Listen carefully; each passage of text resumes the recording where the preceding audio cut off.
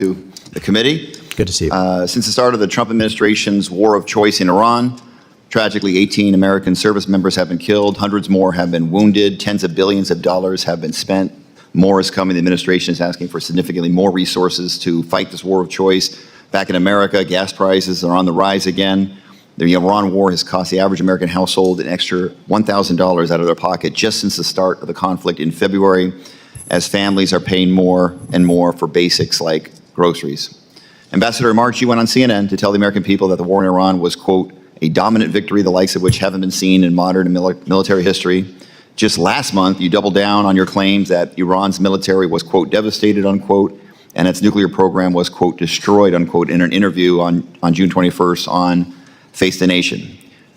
I believe the American people see it very differently. Trump's military venture has accomplished little.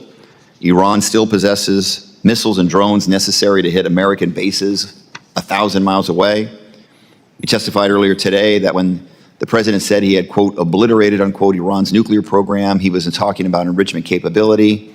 But intelligence shows that that activity continues unabated at the Pickaxe Mountain and underground complex with enough room to accommodate several nuclear-related facilities.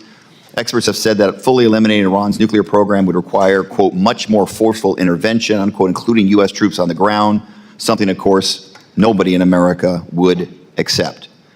Ambassador Waltz, I think a similar question may have asked earlier in the hearing, but I would like to ask it directly with you. Do you stand by those previous statements that the United States has achieved, quote, dominant victory, unquote, in this war? The context of those statements were from a military standpoint, which was the question asked of me, and with its Navy destroyed, Air Force destroyed, air defenses destroyed, with dominant air superiority over Iran and its leadership seriously degraded, and its industrial base seriously degraded, then yes, I stand by that statement. And from a broader standpoint, I stand by the statement that I made again today. Iran has never been in a weakest point since it started attacking the United States since 1979, between Lebanon, Syria, the Houthis, Iraq. Its proxies and Hamas, for that matter, are seriously degraded. Its currency is tanking. Its foreign reserves have never been lower. No one is buying its oil. China has cut its oil purchases in half, according to Secretary Bessent. So we are negotiating from a position of strength, and the president continues to try diplomacy. Iran has made it clear that it's not interested in serious diplomacy as it attacks civilian shipping in the middle of negotiations. Ambassador, I might suggest that that rosy outlook is not agreed with by the vast majority of our fellow Americans. I would suggest that is a significant minority opinion in the United States of America. In fact, it's very clear that the United States has not achieved a, quote, dominant victory in this war. The American people unquestionably are worse off, burning through taxpayer resources. Middle East is in turmoil right now. Our ally Kuwait is now rationing electricity after Iran hit its power grid. American allied troops are exposed to Iranian missiles and drones, tragically, like we just saw in Jordan a few days ago. Let me turn to Taiwan. Ambassador Waltz, I admire the position that you took on Taiwan while you were here in Congress with us. You've been a major proponent of our relationship with Taiwan, from working to modernize U.S. military foreign sales process while you were in Congress to working to advance Taiwan's standing at the UN. However, following his trip to Beijing in May, President Trump disclosed that he and Xi had, quote, talked the whole night, unquote, about Taiwan during their meeting in Beijing and was pausing a major arms package for Taipei, calling it, quote, a very good negotiating chip, unquote. Ambassador, you insisted in an interview with Fox News immediately following the president's trip that U.S. policy on Taiwan is, quote, going to be status quo going forward. You can't possibly be suggesting that using arms sales to Taiwan as a bargaining chip with China is the status quo, are you?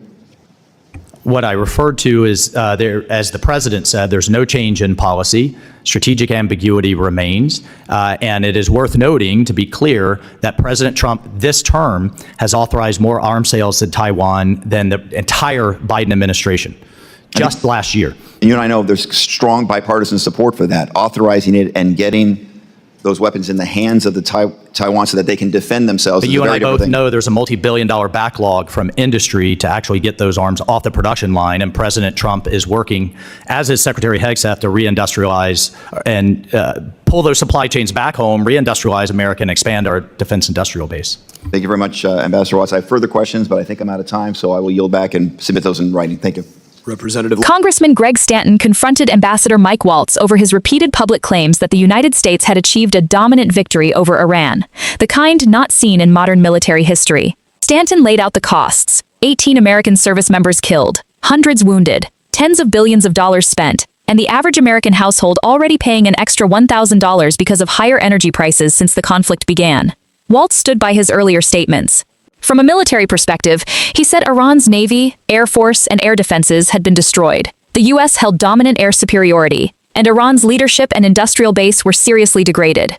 He also argued Iran is weaker than at any point since 1979. Its proxies degraded, currency collapsing, and oil sales cratering. Stanton pushed back hard. He argued that Iran still has the ability to strike American bases 1,000 miles away with missiles and drones, that its nuclear enrichment activity continues, and that fully eliminating the program would require ground troops that no one in America wants. He pointed to real consequences already being felt: Kuwait rationing electricity after Iranian strikes on its power grid, and American allied troops still under threat. The exchange left a clear contrast, Waltz describing a decisive military success and a weakened Iran, while Stanton described ongoing costs, continued Iranian capabilities, and a Middle East in turmoil. The hearing then briefly turned to Taiwan, where Stanton questioned whether using arms sales as a negotiating chip with China truly represented the status quo policy Waltz claimed.